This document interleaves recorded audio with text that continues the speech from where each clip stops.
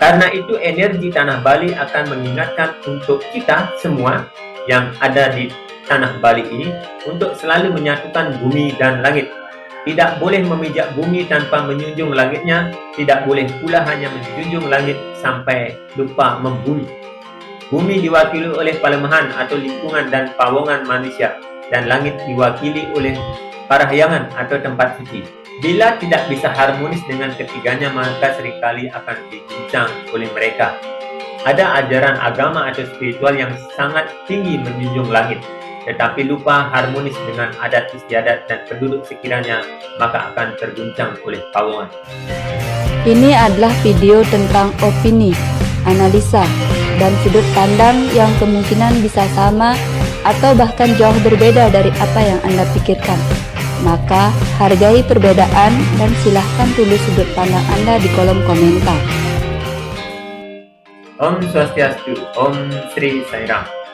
Baik, setelah di video kemarin kita membahas tentang topik di mana ada dua pilihan, yakni memanusiakan Tuhan atau mentuhankan manusia.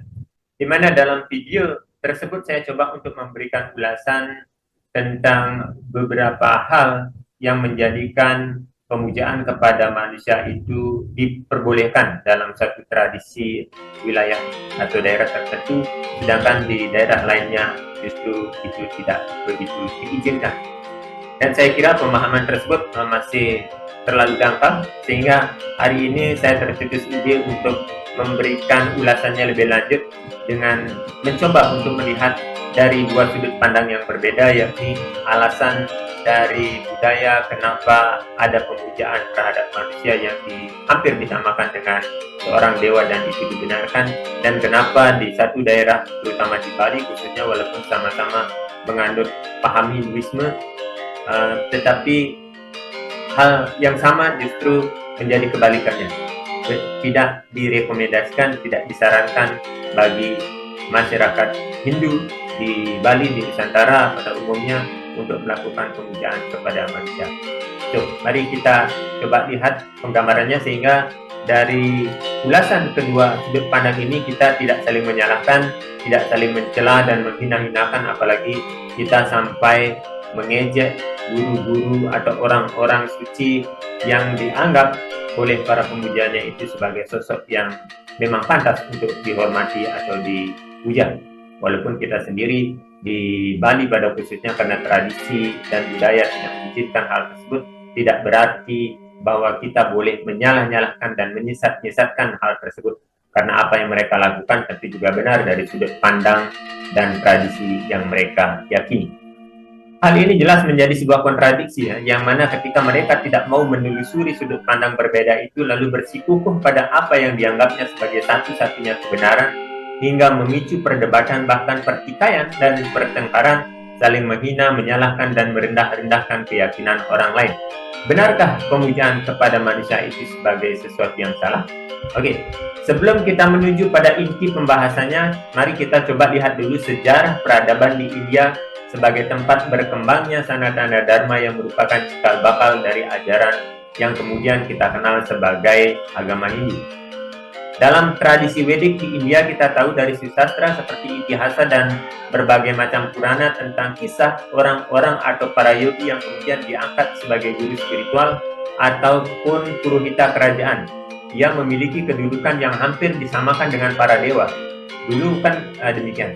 Bahkan seorang raja itu dikatakan sebagai perwakilan dari Tuhan, wakil Tuhan di bumi untuk mengurus kesejahteraan masyarakat yang menjadi penduduknya, warga negaranya.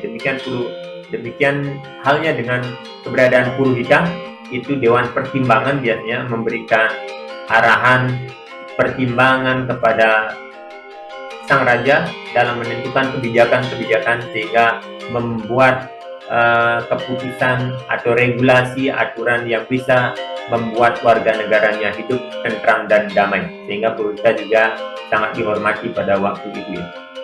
Ambillah contoh Maharesi biasa, Resi Walmiki, yang bahkan bisa memiliki kewisesan dan kewaskitaan laksana para dewa. Ia juga dihormati karena kemuliaan dan keagungannya. Bahkan pada zaman itu, untuk memberikan penghormatan dan menerima berkat-berkat dari para resi yang mulia seperti itu, kehadiran mereka akan disambut dengan sangat antusias. Ini bisa kita lihat dari berbagai macam Purana atau Srimad Bhagavata Purana. Di sana dinyatakan dengan jelas bagaimana masyarakat penduduk warga negara pada waktu tersebut benar-benar menghormati seorang yogi. Ketika yogi itu datang ke rumah mereka, maka yogi tersebut akan disambut dengan sangat baik. Kakinya dibasuh, dicuci, dan kemudian ini dianggap sebagai air yang penuh dengan pemberkatan. Itu dipercikkan di seluruh halaman rumah atau bahkan di kepala mereka. Kaki mereka dicuci, dan para gerhastin biasanya bersujud di kaki mereka guna mendapatkan vibrasi kesucian dan berkat dari Sang Maharsi. Sehingga muncul istilah bahwa tempat di mana tidak pernah ada cucian kaki orang Brahmana atau yogi, tempat di mana tidak pernah ada pelantunan kidung-kidung suci, tidak pernah ada yajnya atau ritual suci, tempat di mana tidak pernah ada pembacaan kitab-kitab suci, maka tempat itu hampir disamakan dengan kuburan. Itu sampai ada statement seperti itu ya. Jika di suatu tempat kita memiliki rumah atau pekarangan, itu tidak pernah dikunjungi oleh orang suci yang memiliki vibrasi kesucian yang bagus, tempat di mana tidak pernah dilakukan ritual suci, penghitungan nama-nama suci Tuhan, pelantunan, mencantingkan mantra-mantra suci ketuhanan, itu hampir disamakan dengan kuburan. Jadi beranjak dari tradisi inilah kemudian penganut ajaran Sanatana Dharma, khususnya etnis India, menganggap bahwa pemujaan kepada sosok manusia yang memiliki kesucian dan keluhuran bukanlah sesuatu yang salah. Mencium kaki seorang guru yang dianggap telah memiliki kemuliaan adalah cara untuk menyerap energi dan vibrasi dari sang guru ataupun para yogi. Sama dengan tradisi di Bali ya. Saat selesai melakukan persembahyangan di mana umat akan memohon tirta wangsuh pada. Wangsuh artinya pembasuh, pada artinya kaki. Kita memohon tirta atau air yang sudah dipakai untuk membasuh kaki dari spirit yang kita anggap sudah setara dengan para dewa. Jadi tirta wangsuh pada adalah air cucian kaki Ida Betara atau roh-roh suci yang kita setarakan dengan Ida Betara. Masalahnya kemudian adalah ketika kita mencoba melihat kesucian para guru dan yogi ini menggunakan tolak ukur badan jasmani kita. Kita menilai bahwa badan manusianya yang tidak berbeda dengan kita, yang masih bisa sakit dan mati, yang masih bisa mengeluarkan kentut dan juga kotoran badan yang lainnya, sehingga kita justru lebih fokus pada penggambaran kekotoran yang melekat pada badan jasmaninya dan bukan menilai kesadaran jiwanya sebagai atman yang tidak bisa ternoda oleh kekotoran material. Memang dalam beberapa kasus ada banyak orang-orang yang dianggap seperti yogi atau guru agung yang dipuja dan dipuji padahal yang bersangkutan belum sepenuhnya berada di atas dualitas kehidupan, yang padanya masih terdapat keinginan untuk mendapatkan pengakuan, penghormatan, kenyamanan hidup, sekaligus perhatian dan pujian dari para pengikutnya. Orang-orang ini masih ada, banyak, apalagi di zaman kali ini kan banyak orang guru atau yang mereka yang memposisikan diri sebagai yogi, tetapi mereka mempergunakan kemampuan dirinya itu untuk show up, untuk menunjukkan bahwa ya, it's me, inilah saya dengan segala kelebihan saya, biasanya demikian. Sehingga buntut-buntutnya sebenarnya hanya untuk mencari pengikut, sehingga ketika sudah memiliki banyak pengikut, tentu banyak yang berdonasi. Di sana juga ada kemakmuran, dan ketika ada kemakmuran, ada pengikut banyak, ya kembali tentang 3K, berbicara tentang tahta, harta, dan juga cinta. Buntut-buntutnya demikian. Di zaman kali ini banyak sekali guru dan yogi seperti itu, sehingga ya tidak mengherankan juga jika kemudian ketua Bali itu mewanti-wanti, mengingatkan agar kita selalu eling dan waspada untuk mewaspadai guru-guru semacam itu, orang-orang yang memposisikan, mendudukkan dirinya sudah begitu tinggi padahal mereka belumlah apa-apa, belum layak untuk mendapatkan penghormatan, pujian, apalagi pujaan dari para pengikutnya. Orang-orang yang kemudian mengambil kedudukan lebih tinggi dari yang lain menjadi sosok guru yang kurang membumi serta berkenan menjadikan muridnya sebagai sahabat belajar, tetapi ia justru memberi jarak pembeda antara guru dan murid demi menjaga apa yang disebutnya sebagai kewibawaan. Nah, biasanya kan kita temui di lapangan banyak sekali begini. Guru yang tidak mau menjadikan orang-orang yang mengikutinya itu sebagai sahabat belajar, tetapi dia sudah memposisikan diri lebih tinggi demi untuk terlihat agar ia lebih berwibawa, lebih berada di atas daripada mereka yang mengikutinya. Mereka memposisikan diri bahwa dia lebih tinggi, memiliki kesadaran yang lebih tinggi, memiliki kemampuan untuk berbicara, menyampaikan khotbah, memiliki pengetahuan yang dirasa lebih mumpuni daripada para pengikut. Biasanya guru-guru yang terjadi zaman kali ini ya memang faktanya demikian. Mereka menjaga jarak, tidak menjadikan pengikutnya itu sebagai sahabat seperjalanan menuju meniti kesadaran spiritual, tetapi dia menjadi light bearer, menjadi pembawa obornya untuk menerangi, sedangkan mereka yang mengikuti dianggap belum membawa obor atau membawa obor tapi belum menyala, sehingga mereka masih berada dalam kegelapan yang perlu diperangi oleh sang light bearer atau guru dimaksud. Padahal rasa hormat tidak semestinya dibangun dengan vibrasi yang menyeramkan, menakutkan seperti itu. Soal biasanya kan diganjar dengan aparat, alpatu guru. Kalau Anda melanggar titah dari seorang guru, melanggar peraturan yang disampaikan oleh guru, nanti Anda aparat, tepat neraka, misalnya gitu, ditakut-takuti. Padahal untuk membangun kewibawaan seperti itu tidak mesti dengan cara-cara yang menyeramkan, namun oleh cinta kasih yang mengakrabkan. Tapi ini justru bisa dibangun dengan memberikan cinta kasih yang mengakrabkan. Sebab jika diciptakan hubungan yang menyeramkan demi rasa hormat, pelan-pelan di ruang belajar seperti itu akan tercipta jarak oleh vibrasi energi kawisesan atau kekuatan dan kesaktian. Disitulah biasanya guru akan mulai duduk untuk disembah oleh para muridnya, hingga tanpa sadar di ruang belajar itu telah muncul gelapnya waham kebesaran, waham ketuhanan yang bersembunyi samar di balik jubah kesucian. Ya, biasanya di sana, karena ego kan disebut sebagai halusnya bukan main, hampir tidak disadari dia menyelinap masuk ke dalam hati kita, menyelinap masuk dalam pikiran, memposisikan diri kita. Ya, dia berbisik di telinga kita bahwa ya kamu layak untuk mendapatkannya, karena kamu sudah memiliki ini, karena kamu memiliki kelebihan ini dan itu, dan banyak hal bisikan-bisikan ego tersebut yang justru membuat kita melambung ketinggian tanpa menyadari bahwa suatu saat itu ketika kita tidak stabil, maka kita akan jatuh terpuruk dari ketinggian. Nah, hal inilah yang menjadi pertimbangan Tetua Bali zaman dulu, sehingga memperingatkan agar kita tidak sampai memade-made dewa atau menyamakan diri dengan betara, dewa atau Tuhan ya.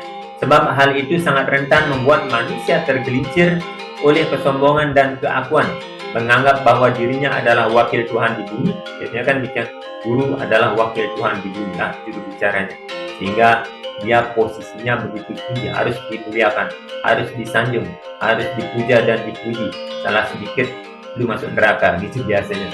Jadi ada semacam menakut-nakuti, walaupun ini pun dimaksudkan untuk mendisiplinkan para pengikutnya.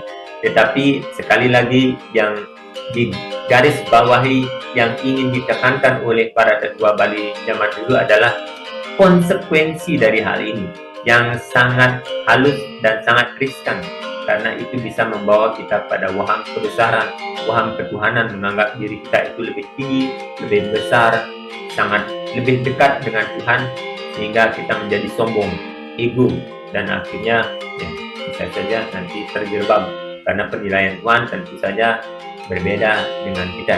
Apa yang kita mungkin anggap sebagai ini sudah begini, dalam penilaian Tuhan tentu masih bisa dipertanyakan, tentu dipertanyakan lagi, karena kita tidak benar-benar bisa melihat dua sudut pandang yang berbeda.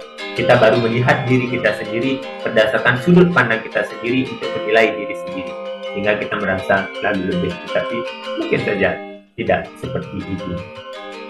Sekali lagi, hal tersebut sangat rentan membuat manusia tergelincir oleh kesombongan dan keakuan palsu, menganggap bahwa dirinya adalah wakil Tuhan di bumi, menjadi juru bicara Tuhan dan lain-lain. lalu lupa menyadari kalau dirinya Tuhan, maka orang lain pun adalah Tuhan, yang sama, yang layak untuk dihormati. Jadi bukan menunggu dan mengharapkan penghormatan, tetapi juga mau dan mampu menghormati semuanya sebagai bagian dari dirinya, sebagai percikan Tuhan yang sama dan satu. Fakta bahwa di lapangan banyak terjadi orang-orang yang berniat untuk menjadi seorang pencerah dan dijadikan guru yang mencoba mencerahkan banyak orang yang diliputi kegelapan, tetapi lupa dan tak waspada dengan kesadaran yang seharusnya ia jaga, hingga bukan orang lain yang akan tercerahkan olehnya, tetapi batinnya lah yang kemudian terserap oleh kegelapan dan avidya mereka. Nah, para light bearer ini atau mereka yang menganggap dirinya sebagai pembawa obor ini, kalau mereka tidak waspada dengan ego, ahamkara, dan mamakara tersebut, bisa jadi bukan orang lain yang tercerahkan, tetapi justru obor cahaya mereka lah yang redup terserap oleh kegelapan atau obor-obor lain yang belum menyala. Karena saking banyaknya mereka memposisikan, padahal api yang mereka bawa, api pengetahuan, api cahaya yang mereka bawa belumlah kuat dan belum terisi dengan cukup bahan bakar, tetapi dengan jumawa, dengan bongah, biasanya mereka memposisikan diri sebagai seseorang yang pantas untuk diikuti, sehingga keadaan tersebut ketika banyak orang yang masih berada dalam ketidaktahuan itu mendekatinya, mengerumuninya, maka cahaya ini tidak lagi kuat, apalagi dengan bahan bakar pengetahuan yang juga masih minim. Jadi ini tentu sangat berbahaya. Ujian seringkali membuat orang melambung hingga merasa ada pada kedudukan yang tinggi, tetapi yang mana hal ini justru membuat seorang jatuh oleh ketinggian hatinya saat menganggap diri telah berada jauh melampaui orang lainnya. Ada sebuah meme yang dulu sempat saya baca, sebuah kata bijak sebenarnya, diilustrasikan dalam sebuah gambar. Bagaimana ketika kita mendaki gunung, seorang pendaki yang sudah ada di atas itu melihat orang-orang yang berada di bawahnya itu sebagai sesuatu yang kecil-kecil sekali. Mereka kecil-kecil sekali dilihat dari ketinggian. Mereka lantas jumawa, menganggap bahwa dirinya besar, tanpa menyadari bahwa dari bawah orang-orang yang masih berada di bawah juga melihat ia yang sudah ada di ketinggian itu hanya seperti batu saja, hanya seperti batu, sesosok makhluk yang sangat kecil, sama kecilnya ketika dia yang di atas melihat teman-temannya yang ada di bawah. Jadi ya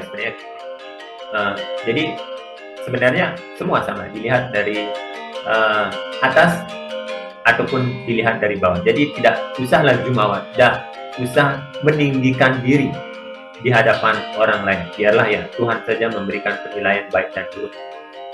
Seperti pepatah orang Bali, ngaden awal ya, jangan pernah menganggap diri sudah sangat bisa, sudah mumpuni, sudah menguasai banyak hal, karena masih ada banyak sekali hal yang patut kita pelajari, ada banyak sekali hal yang belum kita ketahui. Semakin sering kita membawa obor pencerahan, kita sendiri bisa terbakar oleh apinya, atau bahkan menjadi silau dan dibutakan oleh kuatnya cahaya di depan mata kita. Nah, jika dianalogikan seperti orang yang sedang membawa obor ini, ketika kita membawa penerangan bagi orang-orang yang mungkin tidak bisa melihat jalan pulang, tidak bisa melihat jalan kemana seharusnya mereka melangkah, lalu kita membawa obor, ini kita juga serasa, wah, hebat sekali rasanya, karena kita bisa membantu orang lain.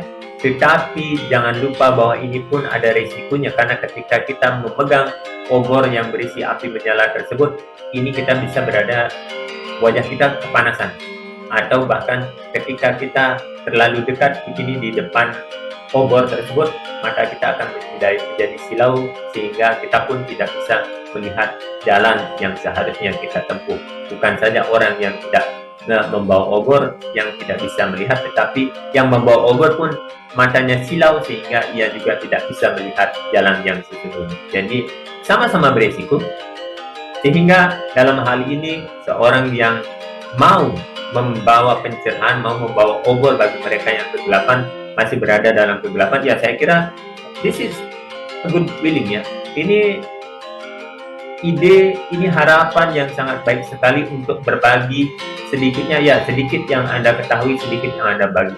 Untuk kehidupan berbagi ini bagus sekali, tapi ditekankan bahwa ya tetap eling dan waspada, karena di dalam setiap langkah tersebut juga ada jebakan-jebakan Batman yang siap mencaplok kita dalam kejumawaan, dalam kesombongan, yang tentu hal ini juga tidak baik untuk perkembangan spiritual dan perkembangan kesadaran kita untuk kelak meniti jalan yang lebih tinggi lagi. Maka Tetua Bali juga sering mengingatkan sejak awal betapa bahayanya belajar spiritual tanpa keteguhan jiwa. Beberapa orang yang pernah belajar spiritual seringkali berujung pada kemabukan spiritual. Pada kemabukan itu mereka mulai merasa kadang merasa paling suci, merasa paling mulia, paling benar, paling dekat dengan Tuhan, paling bakti pada Tuhan, paling banyak berkarma baik, paling bercahaya, dan berbagai rasa paling lainnya. Sedangkan di Bali, kata paling itu sendiri juga bermakna bingung. Maka ketika belajar spiritual dan mencapai rasa paling, sama artinya dengan mencapai rasa bingung. Sebab dalam kebingungan itu mereka lupa bahwa semua makhluk itu sama di hadapan semesta. Tidak ada yang lebih baik, lebih tinggi dari yang lainnya. Nah, disinilah ditekankan oleh Tetua Bali dengan pesan-pesannya yang sangat luhur sekali. Kadang kita lupa untuk menggalinya, kita lupa untuk menelisik pesan-pesan sederhana yang diberikan oleh para Tetua Bali itu, tetapi mengandung yang penuh dengan syarat makna untuk kita tetap waspada, apalagi di jalan spiritual. Sehingga kita mungkin para sahabat juga pernah mendengar hal ini, bahwasanya ketika kita masih kecil, kadang dengan bahasanya sing dadi macu ini, atau tidak boleh belajar hal-hal yang masih tingkatannya tinggi. Bukan dilarang, tetapi lebih pada untuk mengingatkan agar ketika kita membaca literasi Weda yang taraf ilmuannya, taraf pemahamannya itu lebih tinggi, sedangkan kita yang masih berada dalam level SD, sama analoginya seperti ini. Jangan membaca buku-buku atau artikel yang buku-buku mahasiswa itulah ketika kita masih SD, karena daya tangkap pemahaman kita itu levelnya masih berbeda. Boleh kalau bisa, tetapi jarang ditemukan roh-roh matang seperti itu, jarang. Sehingga ya seperti lagunya Ari Kencana kembali, ketika kita belajar spiritual juga hati-hati, jangan-jangan nanti pelih agulikan bisa jadi buru-buruan kan terlalu banyak dipelajari. Orang tua zaman dulu mengingatkan demikian, dia masih itunya bodoh, tetapi di masyarakat justru kadang dimaknai sebagai larangan. Ini bukan larangan, cuma mengingatkan saja. Artinya ketika kita masih muda dalam spiritual itu memang tetap perlu bimbingan, perlu ada orang yang membimbing kita agar tidak salah menafsirkan kitab suci, sehingga nantinya kitab suci tersebut tidak ternoda oleh penafsiran-penafsiran kita yang keliru. Kitab suci sebenarnya menyarankan A karena diterjemahkan dengan B, ditafsirkan dengan C, artinya nanti aplikasinya D. Itu jauh sekali melenceng. Inilah yang ditakutkan oleh para Tetua Bali. Jadi ya, let's think smart.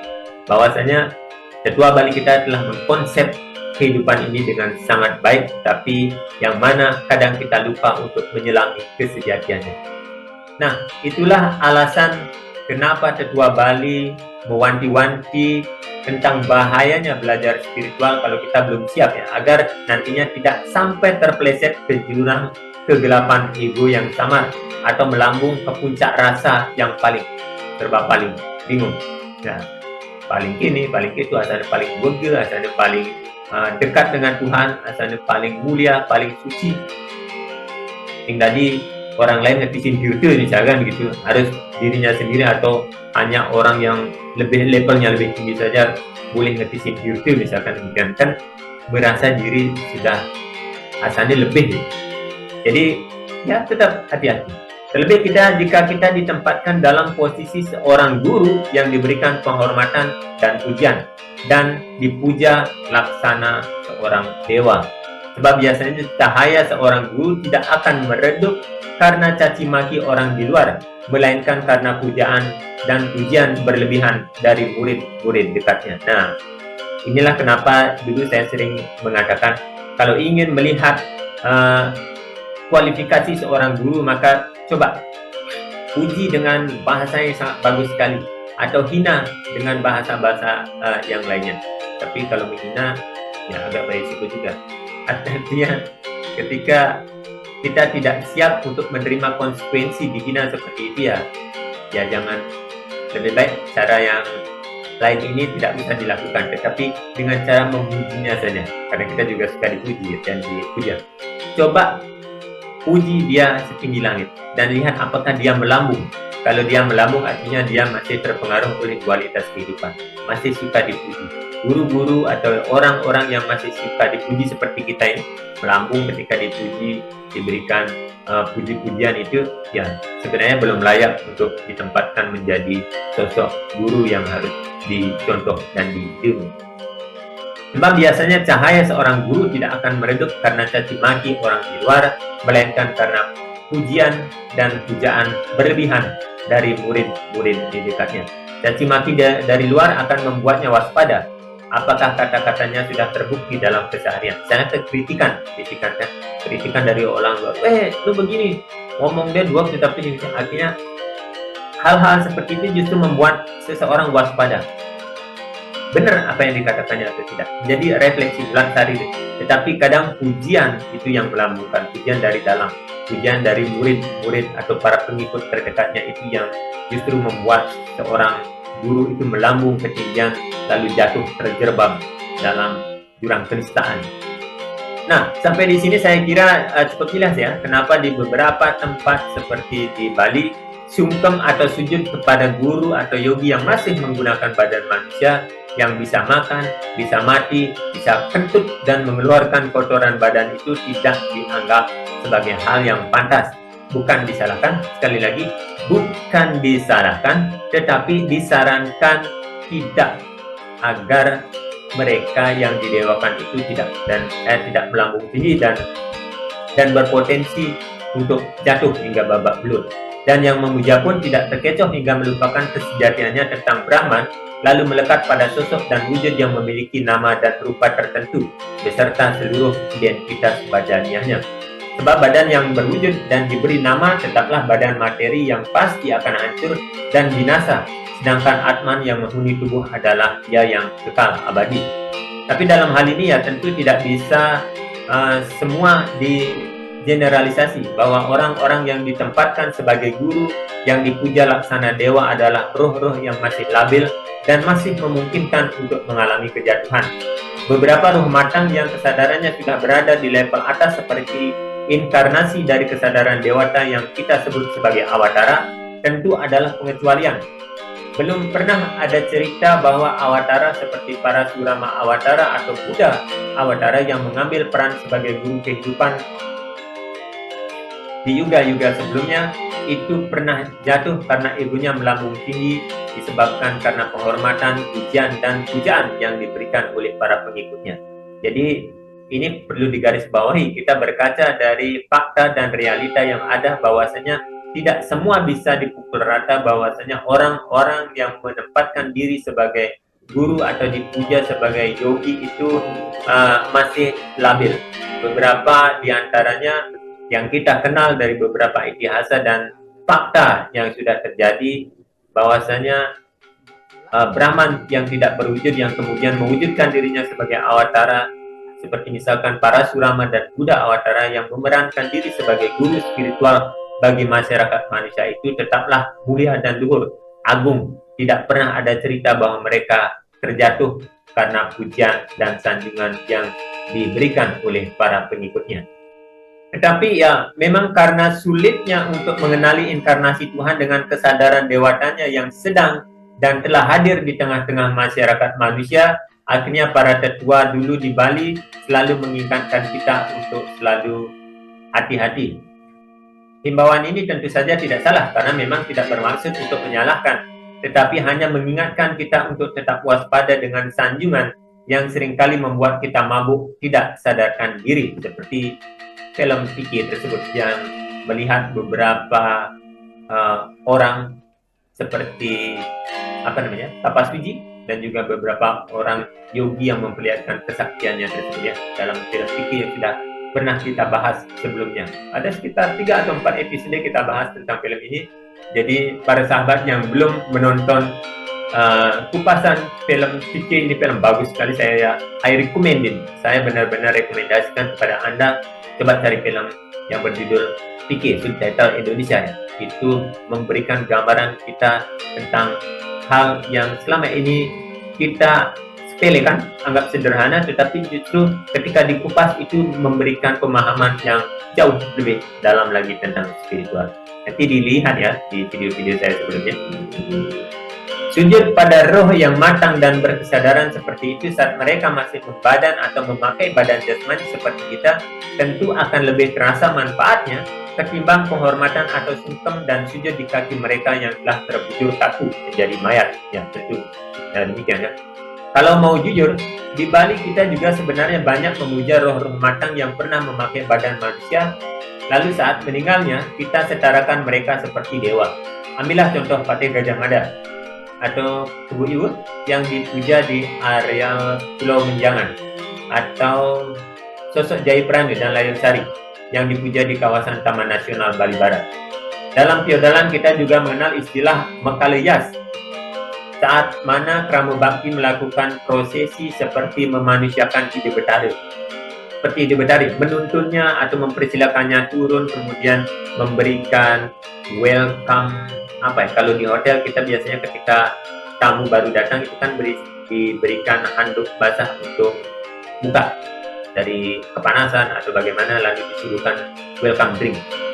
Dalam Hindu kita juga tahu bahwa dalam prosesi tersebut saat Mekaleyas ketika Ide Betara atau arca perlingga dari Ide Betara tersebut diturunkan, lalu untuk membersihkan badannya diberikan cermin untuk melihat apakah sudah bagus, sudah pada tampan, diberikan bunga-bunga untuk menghias dan sebagainya, sehingga benar wastrinya, pakaian juga diganti sehingga ia benar-benar didudukkan sebagai Ide Betara yang baru datang. Kemudian setelah segalanya siap, ia didudukkan kembali, dilinggihkan kembali, lalu kita menjamunya dengan tari-tarian, dengan banyaknya aneka persembahan untuk menjamu tamu kehormatan ini. Itu kita umpamakan Ide Betara benar-benar seperti manusia, seperti Tuhan, Raja, pejabat yang datang mengunjungi kita. Jadi kita berikan suguhan yang terbaik. Kita juga hadiahkan persembahan-persembahan sambil melantunkan lagu-lagu pujian dan sembah bakti kehadapannya, hingga pada saat umat diberikan tirta wangsuh pada. Wangsuh artinya pembasuh dan pada artinya kaki, sebagaimana yang sudah saya singgung sebelumnya. Di Bali itu adalah ruang-ruang penyatuan ajaran ayah dan ibu, bumi dan langit. Maka tujuan ajaran agamanya pun adalah untuk mencapai kebahagiaan duniawi dan jagat hidup, moksartam jagat hitaya iti dharma, sekaligus mampu mencapai penyatuan dengan Tuhan lewat jalan pembebasan dari hukum karma atau moksartam. Kita diajarkan dari sekolah dasar tentang tujuan dari umat itu, yakni mencapai moksartam jagat hitaya iti dharma, bukan menolak surga dan neraka, bukan sok jumawa ketika orang dalam keyakinan lain ingin memperoleh surga, lalu kita surga itu levelnya lebih rendah, tapi kita menginginkan moksartam, tetapi kita belum benar-benar memahami apa yang dimaksud dengan moksartam atau pembebasan dari hukum karma pala.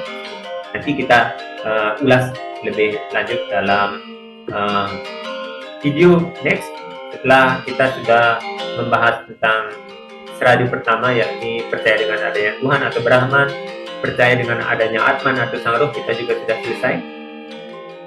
Dan ini karena berhubung November, hari kemunculan Bhagawan Sri Satya Sai Baba, jadi video yang tersebut kita cut dulu. Nanti kita akan lanjut dengan pengetahuan tentang hukum karma pala, reinkarnasi dan juga moksa. Jadi itu ya, tetap stay tune di channel The Membuing. Oke, kita kembali. Oke, kita kembali. Karena itu energi tanah Bali akan mengingatkan untuk kita semua yang ada di tanah Bali ini untuk selalu menyatukan bumi dan langit. tidak boleh memijak bumi tanpa menjunjung langitnya, tidak boleh pula hanya menjunjung langit sampai lupa membumi. Bumi diwakili oleh palemahan atau lingkungan dan pawongan manusia, dan langit diwakili oleh parahyangan atau tempat suci. Bila tidak bisa harmonis dengan ketiganya, maka seringkali akan diguncang oleh mereka. Ada ajaran agama atau spiritual yang sangat tinggi menjunjung langit, tetapi lupa harmonis dengan adat istiadat dan penduduk sekiranya, maka akan terguncang oleh pawongan. Nah, dan ini kita bisa lihat faktanya yang terjadi sekarang ini. Ada beberapa kelompok spiritual, terutama oknum-oknumnya yang begitu menjunjung tinggi langit, menjunjung tinggi Tuhan Bapa di atas langit, di Desang Yang Widi atau apalah namanya, tetapi lupa membumi bahwasanya ia berada di suatu tempat yang juga memiliki karakteristik tertentu, karena kan ada peribahasa demikian, di mana bumi dipijak di sana langit dijunjung, biasanya kan demikian. Jadi ketika kita lupa berada di suatu tempat yang memiliki karakteristik tertentu, kita hanya memaksakan bahwa pemahaman agama langit lah yang harus kita inikan tanpa mau membumi. Ya, artinya mereka diguncang oleh pawongan atau ya keberadaan yang lainnya, keyakinan yang lainnya. Ada juga ajaran yang lupa harmonis dengan lingkungan, termasuk lingkungan yang tak kasat mata. Di sana maka ajaran ini akan diguncang oleh palemahan. Biasanya kan ada begitu. Ketika kita menganggap bahwa manusia satu-satunya yang berkuasa atas kehidupan ini, yang menjadi level tertinggi dari makhluk-makhluk lainnya, lalu kita lalu kita menganggap bahwa ciptaan yang lain seperti Butekala atau yang namanya iblis atau setan itu kita perangi, kita tangkapi, lalu kita coba kurung mereka. Ini yang menyebabkan ketidakharmonisan, maka ia akan diguncang oleh kelemahan. Dan karena di balik itu sama-sama menganggap Tuhan itu sebagai ayah dan ibu, urusa dan perdana, maka semua anak-anak semestanya adalah sama dalam ajaran manusia pada. Jadi ketika kita mencoba untuk melihat atau menuhankan seseorang, kita juga setidaknya bisa melihat orang lain juga sebagai hal yang sama. Ya tentu, ya walaupun kesadarannya memang berbeda-beda. Tidak semua manusia memiliki tingkat kesadaran yang sama dan bisa kita perlakukan dengan cara yang sama. Ya seperti itu. Jadi dari itu kita bisa melihat gambaran dari dua sudut pandang ya. Ketika di satu tradisi Hindu etnis India itu memberikan kesempatan kepada orang untuk dipuja dan dipuji, atau kita mendewakan manusia, tetapi Hindu di Bali itu justru tidak menyarankannya. Saya sudah coba paparkan demikian, mudah-mudahan bisa menjadi gambaran kita agar tidak saling menghina-hinakan, tidak saling menganggap ini salah, itu salah, dan secara tidak langsung kita sudah menganggap diri sebagai yang terbenar, dan itu jelas ketika kita menganggap diri sebagai yang terbenar itu juga sebuah kekeliruan. Jadi biarkan saja. Ada masyarakat atau golongan tertentu yang mungkin berani mengambil resiko tentang apa yang ditakuti oleh para tetua Bali, orang-orang Bali, tentang kejumawaan, ego, ahamkara, dan mamakara tersebut, sehingga berani memposisikan diri atau mendudukkan seseorang sebagai Tuhan, awatara. Ya sudah, biarkan saja dengan segala konsekuensi dan resiko yang sudah mungkin mereka perhitungkan. Tetapi di Bali, ketika kita merasa tidak siap, menganggap bahwa ajaran tetua Bali yang tidak mengizinkan kita memadu-madu, harus memberikan manusia pada keberadaan kesetaraan kepada semuanya, ya sudah, tidak apa-apa. Jadi kita menghindari resiko terjadinya kejatuhan spiritual, karena jatuh itu menyakitkan sekali, apalagi jatuh dari ketinggian. Jadi kita juga memiliki, orang-orang di Bali juga memiliki sudut pandang tertentu kenapa tidak membolehkan, karena kita takut jatuh dari ketinggian, karena jatuh itu menyakitkan. Tetapi bagi mereka yang merasa bahwa jatuh itu adalah sebuah tantangan dan berani jatuh dalam ketinggian, yoi, silakan saja.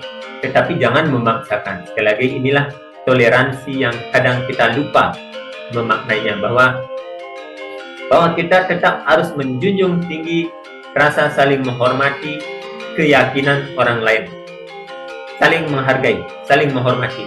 Tidak boleh memaksakan, tidak boleh mengharuskan orang lain yang memiliki keyakinan berbeda juga harus mengiyakan, meyakini apa yang kita anggap sebagai suatu kebenaran.